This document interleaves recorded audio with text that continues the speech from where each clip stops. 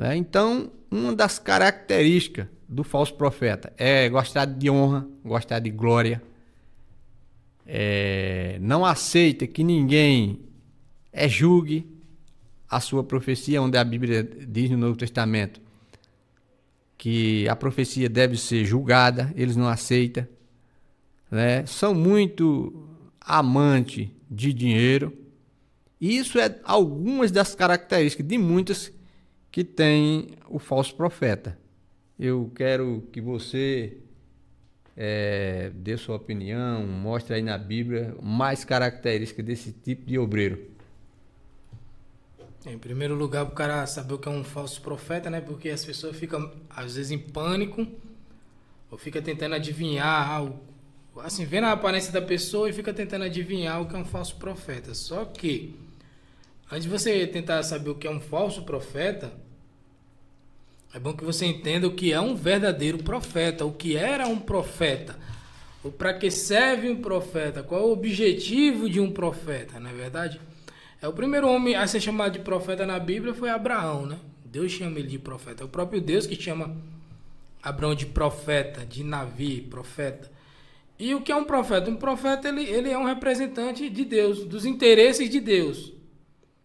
E hoje nós sabemos que o interesse de Deus ele está completamente aqui escrito na Bíblia Sagrada. Então, um verdadeiro profeta ele vai buscar viver de acordo com o que está escrito e vai querer transmitir para as pessoas, assim como os profetas antigos faziam, né? Samuel, Elias, João Batista, né? Ele vai querer transmitir para as pessoas a palavra de Deus. Porque amarás o Senhor teu Deus acima de todas as coisas. E uma coisa interessante que acho que você falou aí, né? Que o falso profeta, o diabo, né? Ele não pode permanecer na verdade. Que muitas pessoas acham assim, que o diabo não pode falar a verdade. Não. Ele não pode permanecer. Você vê que o próprio Satanás, ele citou Bíblia para Jesus, né? Na tentação. Só que ele foi se desviando. Porque tudo que é falso, ele quer parecer verdadeiro, né? Mas uma hora ou outra, ele vai demonstrar que ele não é aquilo que ele aparenta. Lá em Apocalipse, fala de uma besta que sobe da terra, onde tem aparência, onde tem chifres de um cordeiro, que é a aparência de um cordeiro, mas fala como um dragão. Então, o falso profeta ele é assim. E aqui em 2 Timóteo, no capítulo 3, vai dar algumas características aqui de como a gente pode, de uma forma simples, identificar um falso profeta, né? Essa é uma carta de Paulo a Timóteo, e no capítulo 3 diz assim, ó: sabe, porém, isso, que nos últimos dias sobrevirão tempos trabalhosos, né? Então, Paulo já estava alertando a Timóteo que nos últimos dias, né, sobreviriam tempos trabalhosos, porque haverá homens amantes de si mesmo, quer dizer, são pessoas o quê? Egoístas, né? Eles são egoístas, eles amam a si mesmo.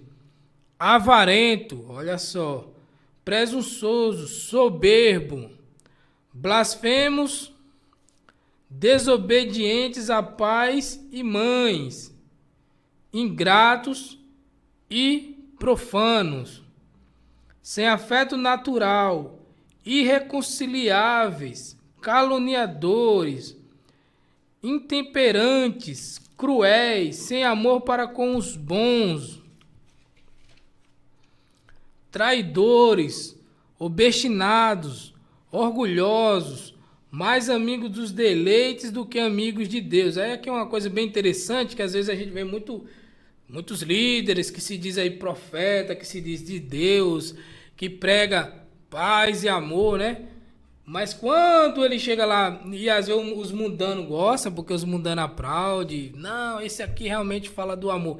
Mas quando ele chega em um ponto onde a palavra de Deus diverge, ele diverge da própria palavra de Deus, ele diverge da própria palavra de Deus, e ele aceita o que o mundo fala.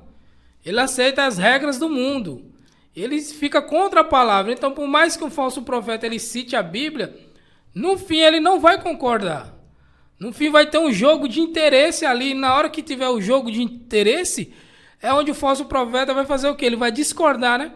Se a Bíblia prega uma coisa, ele não vai conseguir sustentar, porque a ideia do que é falso é se fingir do que é verdadeiro. Então você vê que o cara que é muito amigo dos deleites, dos prazeres do mundo, do que amigo de Deus, né? Tendo a aparência de piedade, ó, eles gostam de demonstrar que eles são bonzinhos, que eles são paz e amor, mas a Bíblia fala paz, amor e justiça. Então eles aniquilam a justiça, porque ele acha que a justiça é muito cruel, que a justiça pune, a justiça é uma espada feita para punir, né?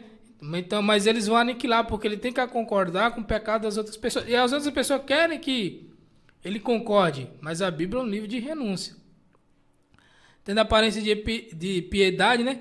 Mas negando a eficácia dela. Quer dizer, eles aparentam pessoas religiosas, tal, aparentam homens tementes a Deus, mas na realidade ele nega a eficácia dela. Por quê? Porque eles são hipócritas, eles são o contrário daquilo que eles estão falando.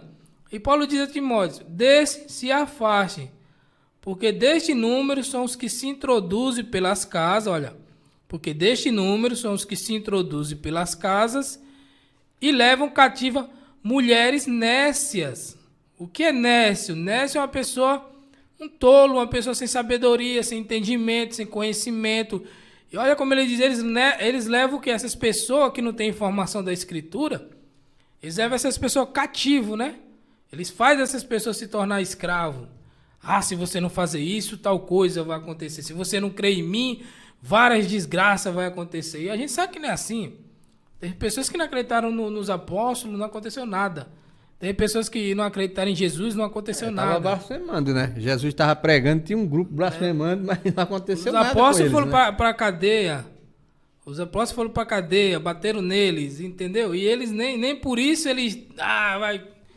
Como eles gostam de amedrontar as pessoas, né? Eles usam muitas vezes o capeta, o diabo, para amedrontar as pessoas. E levam cativo mulheres nessa, carregadas de quê? De pecado.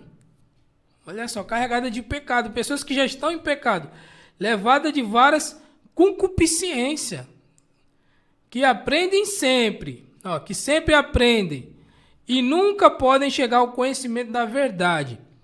Por quê? Porque se você não pratica o mandamento, você nunca vai chegar ao conhecimento da verdade.